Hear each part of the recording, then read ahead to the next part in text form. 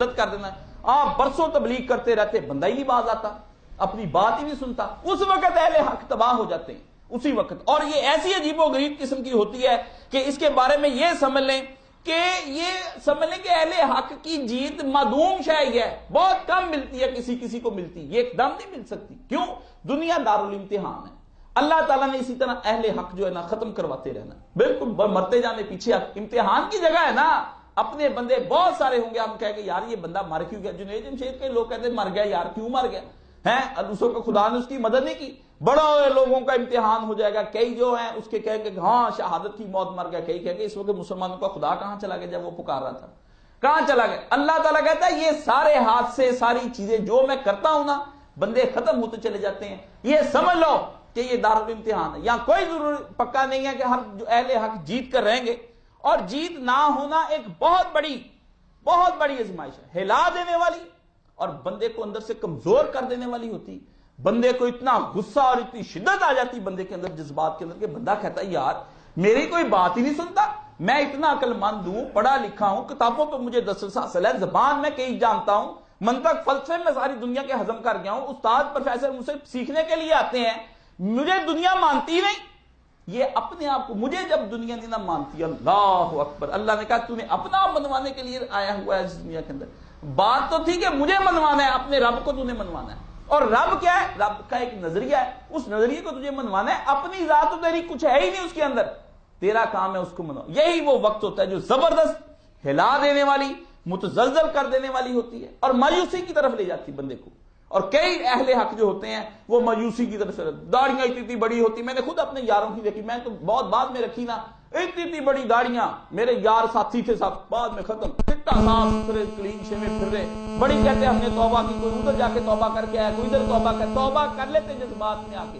لیکن جب اللہ کی طرف سے کوئی معاشی طور پر ان کا نہیں نا وسیلہ بنتا, ختم, داڑیاں ختم, روزے ختم, نمازیں ختم, قرآن ختم, بالکل لغو فضول اور واہیات چیزوں کے اندر وقت ضائع کرتے.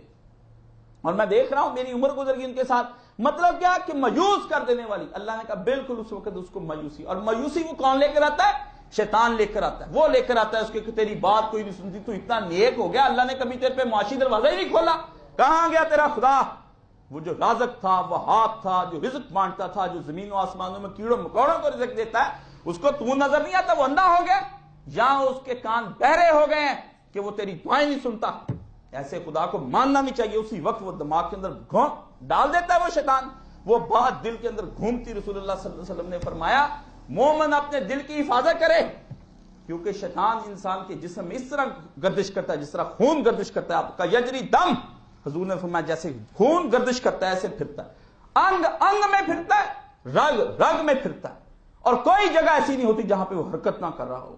اور کبھی اس کی نگاہ کے ذریعے سے اسے مایوس کرتا ہے, کبھی کانوں کے ذریعے سے مایوس کرتا ہے, کبھی دل کے اوپر حکمرانی شروع, کبھی ذہن کے اوپر حکمرانی شروع, اور اتنی دلیلیں اور وسوسے دیتا ہے اس کے دماغ کے اندر. وہ بندہ پریشان ہو کے رہ جاتا ہے کہ میرا کہاں گیا معاشی رزق. ہم خاندان طور پہ بڑے نیک تھے, متقی تھے, پرہیزگار تھے, میں نے کبھی زنا شراب نہیں کیا, جھوٹ نہیں بولا, بے ایمانی نہیں کی, ایسے موقع پر خدا میرے ساتھ کیوں نہیں میرے ساتھ رابطہ مکمل کرتا. اور ہم نے جو یہ سمجھ لیا نا کہ رزق بڑھنا ہی رابطے میں ہونا ہے, انا للہ و انا الیہ راجعون.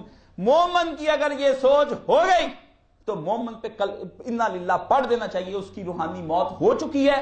وہ نظر تو آ رہا ہے آپ کو ظاہری طور پر کہ انسان اور مومن کلمہ پڑھنے والی کوئی مشین پھر رہی ہے, لیکن وہ اندرونی طور پر وہ ختم ہو چکا ہے, وہ مر چکا ہے مومن. اگر وہ یہی سمجھتا ہے کہ مجھے عیاشی کے سامان نہ دے تو وہ اللہ نہیں, اور اگر وہ مجھے نہیں اگر دے تو پھر ہی وہ اللہ ہوگا, اس کے علاوہ وہ اللہ ہی کوئی نہیں. اور یہ پوری دنیا کے اس وقت فلسفہ ہے. اور جتنی جماعتیں ہیں, جتنی تحریکیں اٹھی ہیں ملکوں کی اصلاح کرنے کے لیے, وہاں فلسفہ بھوک ہی سب کے سامنے رکھ کے انہوں نے کہا آپ کیا سمجھتے ہیں؟ ہم یہ سمجھتے ہیں کہ انسان کی جبلی خواہشوں کو روکنے کے لیے مذہب ایک بڑی اچھی چیز ہے.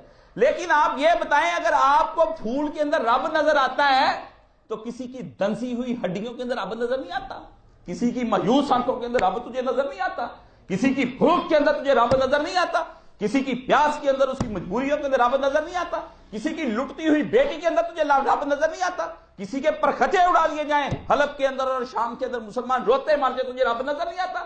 اس لیے انہوں نے کہا یہ کیا مذہب بنا رکھا ہے تم لوگوں نے کہ جو تمہارے پھول پتے ستاروں ہواؤں فضاؤں کے حوالے قرآن مجید دیتا ہے, اور کہتا ہے کہ تو اس میں تجھے رب کی نشانیاں ہیں، اور رب کی نشانیاں بندے ہیں۔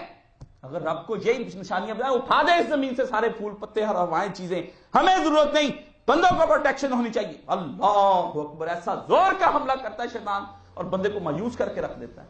کیوں؟ اس نے پیچھے اپنے فلسفہ سمجھا ہی نہیں حق کا، کہ حق کون سی چیز ہوتی ہے، وہ اس کو سمجھتا ہی کچھ نہیں اس کے پیچھے کہ نشانی کیوں بتائی جاتی ہے۔ ایسے ایسے فلسفے وہ گھڑ کر جب سناتے ہیں تو بندہ ہل جاتا ہے اپنے اندر سے، بندہ کہتا ہے او بالکل صحیح بات ہے۔ بھوک کے فلسفے، یہ درمیان میں مایوس کرنے والی بات کی صرف تشریح کرنے کے لیے میں آپ کو کرتا ہوں، اور پریشانیاں آپ کو اتنی بڑھ جاتی ہیں پریشان کرنے والی کہ بندہ بے قرار، بے چین اور مضطرب ہو کے رہ جاتا ہے۔ اور اس وقت وہ دعائیں کرتا ہے، کئی دفعہ ماں آپ کی بستر پر پڑی ہوئی ہو، ڈاکٹر کہے اس کے لیے دعا کرے، بندہ دعا کرنے لگ جائے، بندہ اس وقت کتنا مضطرب ہوتا ہے۔ بچہ پڑا ہو، بیوی پڑی ہو، کوئی رشتہ دار آپ کا ایسا ہو جو سب سے پہلا فرسٹ ریلیشن ہو اس کے ساتھ آپ کا، سیکنڈ ریلیشن کی بات ہے کہ فرسٹ ریلیشن ہو، وہ فرسٹ ریلیشن والا جو سامنے پڑا ہے، آپ دعا کرتے ہیں اس وقت مضطرب نہیں مانی جاتی۔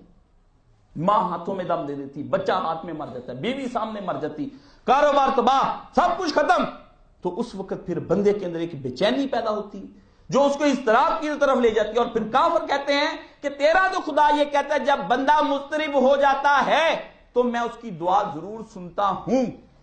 سوال کرتا ہے نا، پھر ہم پریشان ہو جائے، کہتے اب کہاں گیا تیرا خدا کہ تیری مضطرب کی دعائیں کیوں نہیں سنتا؟ اب وہ بہرا ہو گیا، بتانا کہاں سنی ان کی وہ تعریف جو تو کہتا ہے کہ وہ ہر وقت سنتا رہتا ہے، وہ بتانا۔ لیکن یہی بندے کو سمجھ لینا چاہیے کہ کچھ ضروری ہے کہ سننے کے بعد اسی وقت تیری ڈائریکشنز کو مان کے قبول بھی اسی وقت کر کے تیرے مطابق احکامات جاری کر دیں۔ یہ کام خدا نے کہا کہ تیری سنتے ہی میں اسی وقت تیرے مطابق ڈکٹیشن تجھ سے لیتا۔ ڈکٹیشن، ہم دعائیں نہیں پڑھتے، ہم ڈکٹیشن دیتے ہیں اس کو، ہم حکم دیتے ہیں کہ یہ کام ہونا چاہیے، اگر یہ کام نہیں ہوا تو تو ہمارا خدا نہیں، تیرے اور ہمارے دن عبد اور معبود کا رشتہ ٹوٹ گیا۔ ہم اپنی خواہشات کی بنا پر خدا اس کو مانتے کہ خواہشات پوری کرتا رہے۔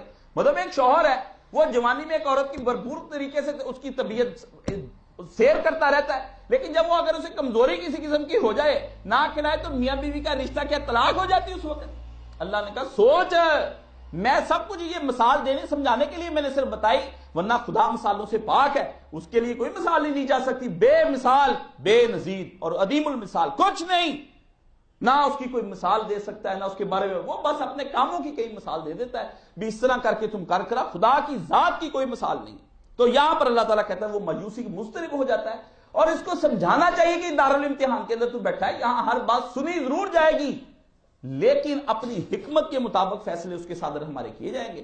فیصلے میرے حکمت، میرے علم اور میرے حلم اور میری اسٹریٹجی کے مطابق جاری ہوں گے، وہ تیرے مطابق جاری سنی ضرور جائے گی، اور جزائیں بھی اس کی ہوں گی، اور اس کی کمیاں بھی پوری کر دوں گا۔ تو دارالامتحان، کمرہ امتحان سے نکل کر گھر آ جنت میں حشر کے دن، پھر میں تیری ساری خواہشیں پوری نہ کروں۔ آپ کمرہ امتحان کے اندر بیٹھے ہوں، وہ ادھر سے پیپر ختم ہو رہا ہے، ٹائم جاتا جا رہا ہے، سوال زیادہ ہیں، آپ اس میں پیپر حل کریں، آپ شور مچا دیں، نہیں امی جی بریانی بنا کے بھیج دیں، میں نے بریانی کھانی، فلانی شے کھانی ہے، کھیر بنا کر بھیجے۔ بھئی یہ موقع ہے کھیریں بریانیاں کھانے کا، یہ موقع اس وقت امتحان دینے کا ہے اور تندہی سے دینے کا۔ اگر کسی قسم کی کوئی بندے کو پریشانی بھی ہوتی ہے، اس کو چاہیے کہ وہ اپنی تندہی کے ساتھ یہ کام کرے۔ اور رلا دینے والی بندے تنہائیوں میں روتے ہیں کہ یا اللہ یہ بندے مجھے تسلیم ہی نہیں کرتے، اور شکستگی قلب، دل ٹوٹ جاتا ہے بندے کا، ٹوٹ جاتا ہے، بندہ جڑتا ہی نہیں، کرچیاں ہو جاتا ہے۔ حق کی راہ، توبہ توبہ توبہ، یہ کوئی بندہ نہ سمجھے حق کی راہ بڑی مزیدار ہوتی ہے۔ اس کے اندر مرسڈیز میں آپ بیٹھ گئے، ٹھنڈی مال روڈ کی دکان چل رہی ہے، آپ پیچھے چل رہے، وہ جنت سامنے کھڑی، گاڑی میں بیٹھے بوتلیں پی، واہ ڈک جا کے اپنے منزل مقصود پہ موٹر وے پہ پہنچ گئے۔ نہ، حق کی راہ مصیبتوں کے ساتھ بھری ہے، دکھوں کے ساتھ بھری ہے، بھوک کے ساتھ بھری ہے، معاشی حالات کے ساتھ بھری ہے، ذہنی حالت خراب ہو جانے کے ساتھ، بہت چیزیں اس کے ساتھ یہاں پر، یہ اتنے جگہ جگہ پہ اس کے کنکر، روڑے، اینٹیں، کیل، میخیں ہوں، اس پہ آپ گاڑی چلا سکتے؟ وہ تو کھو جائیں گے، گاڑی ٹائر پنچر ہو جائے گا اس وقت اس کو صرف چلا، اور اس کے بعد شکستگی قلب اور شبہات قلب اور وسوسے اتنے پیدا ہو جاتے ہیں۔ اور جتنے لوگ بھی ہیں نا، یہ جتنے بھی معاشی طور پر کمزور ہوتے ہیں، خصوصاً نوجوان طبقہ، بوڑھوں کا ایک وقت گزر جاتا ہے، ان کے اندر ایک صبر آ جاتا ہے، وہ سارے گرم سرد زمانے کا دیکھ لیتے ہیں، ان کو پتا ہوتا ہے کہ یہ نقصان تو پہلے بھی کئی دفعہ ہوا ہے، یہ کوئی نیا ہوا، اور امیدیں ان کے اندر برقرار۔ نوجوانوں کے اندر چونکہ شارٹ کٹ کا ہوتا ہے کہ جلدی ہم دنیا حاصل کر لیں، اور یہ جلدی حاصل کرنے کے اندر ان کے یہ کسی پیر، کسی استاد کے پیچھے، مرشد کے پاس تو جاتے نہیں، نہ ماں باپ کی کوئی خدمت ہی کرتے، سرکش اور نافرمان اور باغی طبیعت کے ہوتے ہیں، اس لیے ہر فیصلہ اپنا انہوں نے نافذ کرنا ہوتا ہے، اس لیے یہ مانتے ہی نہیں کسی۔ ان کے دماغوں پہ پھر شبہات، وسوسے، شکستگی قلب، اٹھنا بیٹھتے وقت رونا، ہر وقت روتے رہنے کو ذہن منتشر ہوتا ہے، اور پھر خیر بعض نوجوان ایسے ہوتے ہیں وہ احساس تنہائی کا شکار ہو کے نا الگ ہو کے بیٹھ جاتے ہیں۔